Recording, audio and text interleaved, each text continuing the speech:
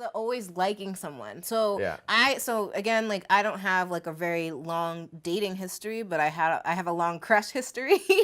And so I remember when I was in college, I can't remember. It was after like I got into, so I was someone that always got into almost relationships where like I would be friends with people who like for some reason like never thought that I'd be interested in them, and so they never said anything to me, and then organically I would be like, oh, I think I actually kind of like them, and then I would say something, and then these motherfuckers would be like, oh, I thought that you'd never like me, so I'm not. I wiped away those feelings. And I'm like, what? Bitch!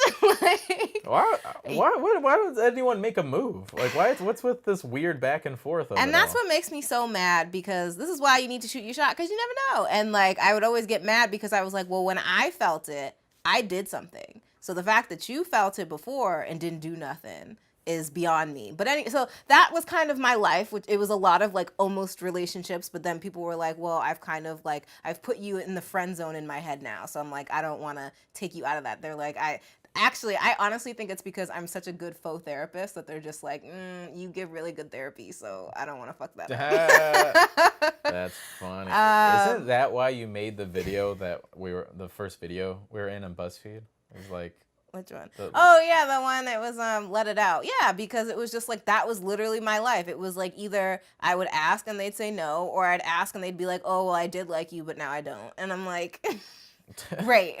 Sick. But yeah, so I remember just kind of like, so it was after one of those almost relationship situations, and in my head I was like, all right, well, who's next?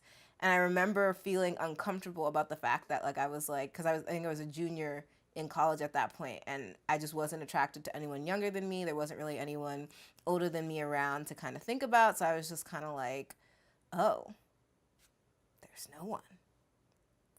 What do I do? And then I was like, ew, like, I can't believe that I've never gone, like, since childhood, gone, like, a time, like, I feel like I've always mentally in my head had someone that I was trying to pursue, or someone that I had a crush on, or someone that I was in an almost relationship with. Like, there's always some sort of, like, sexual tension relationship I had with somebody. And so, like, it was end of junior year going into senior year. I remember that summer just kind of being like, shit, like, I don't have any like romantic interest in anyone, like, and I was just like, but it was such a profound feeling, because it was just like I was like so bored, but at the same time I was just like, why does my life always revolve around having a crush on somebody? Like, yes. Why don't I know how to function without having to pursue someone?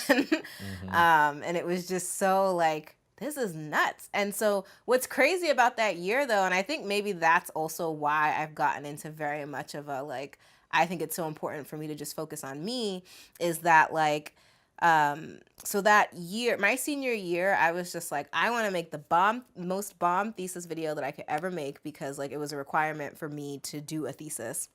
And because I was in media studies, I was like, I want this to be something that I can submit to festivals. Like, I was like, I'm going all out. So, like, that whole summer, like, even though I didn't, I was like, this sucks, I don't have anyone I'm romantically interested in. I was like, you know what? Like, I'm going to, like, buckle down. I'm going to focus on making this thesis video the best that I can. And then, we'll just kind of see where life goes. And, like, I believe it was my thesis video that got me into BuzzFeed. And then I also ended up submitting it to some stuff and like winning some stuff. So it's just like, and I also wrote a play that year. Yeah. And that also won a few festivals. So it's just kind of like, that's why I think at the end of the day, like it was a weird thing to be in, and that I felt like I needed to have someone. But then I think that was when I started taking my skills more seriously, and that it's like, oh, if you really apply yourself, like you get shit.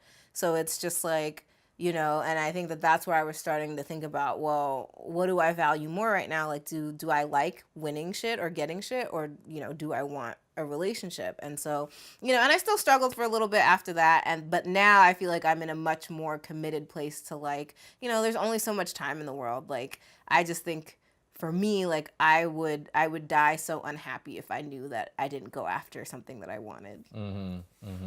Yeah.